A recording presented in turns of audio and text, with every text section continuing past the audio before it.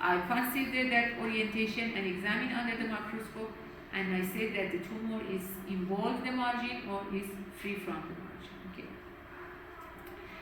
So we have mentioned metastasizing tumor. As I told you, malignant tumor is supposed to metastasize, but we said that we have some exceptions, like as a basal cell carcinoma of the skin, even though it's a malignant, but they don't metastasize. Primary CNS tumor, because they are located in the skull, and then they don't have capacity to metastasize. The other tumor can go to the brain, but the tumor from the brain is very likely to come to the other organ. Let's say we have a breast tumor going to the brain, but I have never seen the brain tumor coming to the lung or to the liver, okay? Because of the pathway of the circulation, and we don't have a lymphatic channel inside the brain.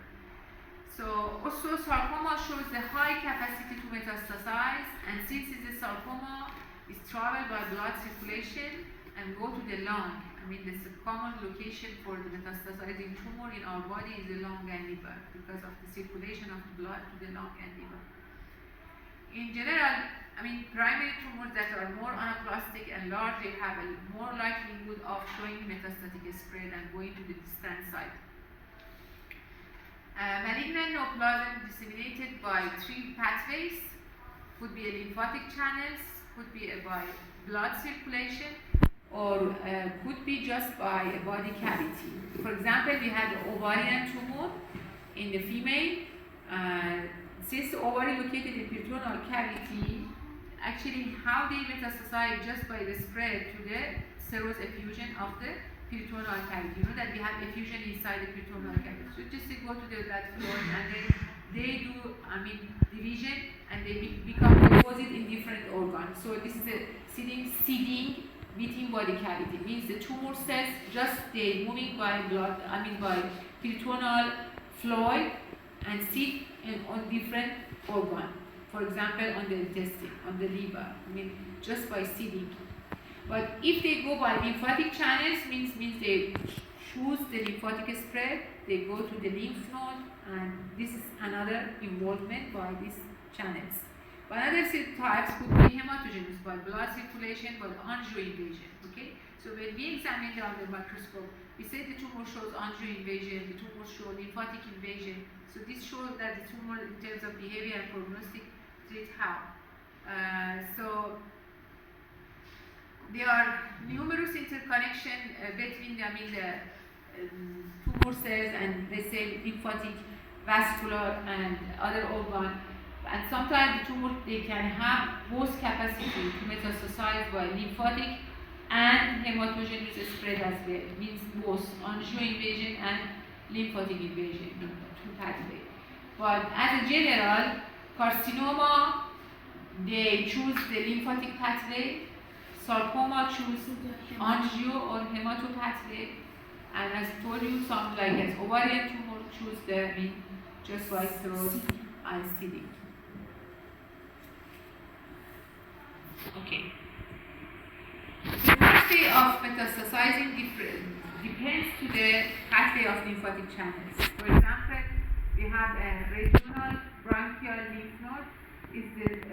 Let's say if you have a tumor inside the lung, they go to the lymphatic channel, and then they go to the thoracobronchial and hilar nodes. So this is the most common site of lung metastasizing tumor to the lymphatic channel. So let's say, what I mean, the lymphatic spread is based on the lymphatic channels that we have in all the body. Let's say if you have a malignant tumor in the lung, where they go to the thoracobronchial and hilar.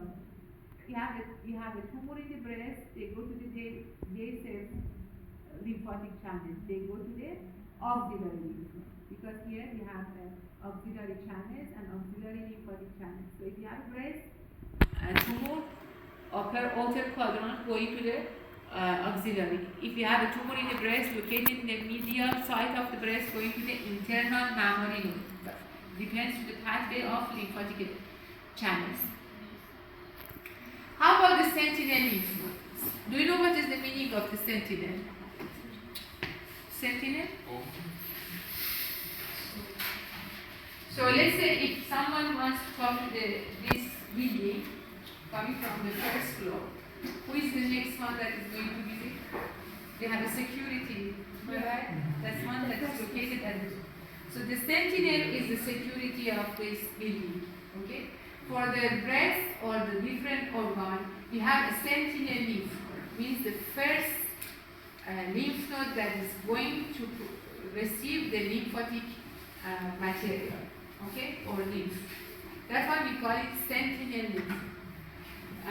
For the surgeon, when they do breast surgery and the tumor is a malignant, because there is a chance that the tumor is spread to the lymphatic channels of the axillary, they want to know that the axillary lymph node is involved or not. Because if they do axillary dissection for all the patients, there is complication for that surgery. And the patient later on suffer from lymphedema and also another types of the cancer arising from the lymphatic channels. So since they want to decrease these types of complication for the patient, they're supposed to select those patients that there is a risk for axillary lymph node involvement. So how they recognize? So they said for us the sentinel lymph node means the first lymph node that is going to receive the lymph from the breast. Can you understand what I mean? Yes. So how they recognize? They use blue dye, inject to the breast, and the first node that take this blue dye. They understand that is the first lymph node, sentinel lymph. Or sometimes they use the technetium, radioactive. So they inject and they see which one is going to pick this radioactive isotope. So understand this is the sentinel lymph node. So just send the sentinel lymph node to the pathology lab. The whole lymph node. Only one lymph node. Okay? Because in the axillary we have many lymph nodes. Okay? We have a different level, level 1, level 2, level 3. So since they want to just decrease the risk of this complication, remove only one lymph node and send to the laboratory as a sentinel lymph node. Me as a pathologist, we do intraoperative consultation. Means during the surgery, I have 20 minutes to submit this lymph node and examine it under the microscope and tell to the surgeon that is the lymph node is involved or free. If I say that involved, the doctor and the surgeon is going to do axillary dissection and remove the whole axillary lymph node. But if I say that's free, so they stop the surgery and then they don't do the axillary dissection. Just they do the mastectomy or mass excision. That one we call it sentinel lymph node. So it's the first regional lymph node that receives the lymph flow from the primary tumor.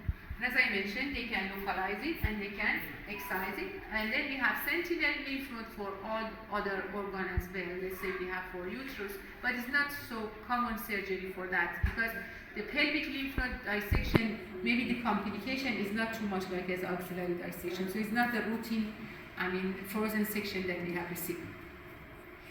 Why I say frozen section? Because you know that for pathology laboratory, when we receive the tissue, we just put it inside the formalin to,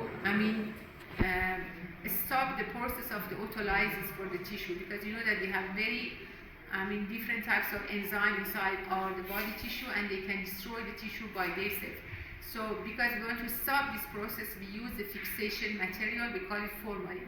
But during the surgery and intraoperative frozen section, we don't have time for that procedure. That's supposed to be very quickly, and then we want to make the sectioning because we want to make the tissue as solid to become, what we call it, paraffin embedded tissue. So when it becomes solid, we can cut it. Otherwise, it's very difficult to make a thin section over the slide. So we have to make it as solid. How we solid the tissue? We freeze the tissue. We have frozen device in our lab. We freeze the tissue becomes freeze and becomes solid, and then we make a section, thin section, maybe 4 micrometer, and then we can see under the microscope. We do H&E staining and we examine under the microscope. This process of processing, because it's very quickly and doing by frozen, we call it frozen section, or we ask the The surgeon asking for frozen section. Okay, we have mentioned about the hematogenous spread. The hematogenous spread, we said that is most common in the sarcoma and they go to the liver, but the carcinoma going to the lymph node because it's going from the lymphatic channels. So certain carcinoma, maybe they have some propensity to growth within the vein, like as a RCC and hepatocellular carcinoma. This is a picture of the uterus, and you can see in the uterus we have a uterine cavity, endometrium, myometrium. This tumor arising from the myometrium, and the myometrium is composed of smooth muscle tissue. We mentioned if the tumor is a smooth muscle tissue and is a benign, we call it leiomyoma, but it is a malignant counterpart, we call it leiomyosarcoma. And then now we just compare between the benign and malignant one. This is a well-defined, the border is very sharp, the tumor surface is very homogeneous, and they don't destroy the adjacent structure, but this one you see that's infiltrative, invading, and the tumor surface is heterogeneous. We have area of hemorrhage and necrosis, fully demarcated, rapidly growing, and then under the microscope, when you just compare between these two, this is a very bland looking, benign looking, very monomorphic cells, but here the tumor cells, they are varying size, varying shape, they have pleomorphism, dark chromatin, mitotic activity, necrosis, and then we have features of malignancy, so we can make a diagnosis. And this way you can see that how we can make a diagnosis. We just compare between the benign and malignant one, and then we put it the name, this is a tumor, is a benign. Sometimes we need to have imaging information, radiological information, CT scan, MRI. Let's say if I have a tumor in the bone, just send for me a small biopsy, maybe a curettage, maybe just part of the tumor, so I cannot see the border of the tumor. How I make a diagnosis? I ask the radiologist, or I see the X-ray. So this is tumor is well defined, is the border is well demarcated, and based on that features, combining by the pathological features, sometimes I discuss with the clinician, because clinician in terms of the consistency of the tumor, in terms of physical examination of the tumor, and based on the clinical finding, radiological finding, and pathological finding, we make a diagnosis. Okay, how many slides left? For cancer incidence, overall, over several decades, the death rate for many forms of the cancer have changed. The incidence of the cancer in the men and women in the United States has been roughly stable, but the cancer death rate has decreased, maybe 20% in men and 10% in women. Among men, 80% of the decrease actually is for the cancer of the lung, prostate, and colon, and for the female, maybe breast and colorectal cancer. Do you have any idea why the rate of the cancer death is decreased? Nowadays? Yes. Is it progress in medication? Progress in Diagnosis and medication. diagnosis. It's a screening. So, It's screening. Let's say for breast, we have a mammography. We send the patient over 40 years old for female to do the ultrasound mammography. So we do process of the screening. For the squamous cell carcinoma of the cervix, we use pap smear. For prostate cancer, we ask the patient to do PSA for specific conditions. So we have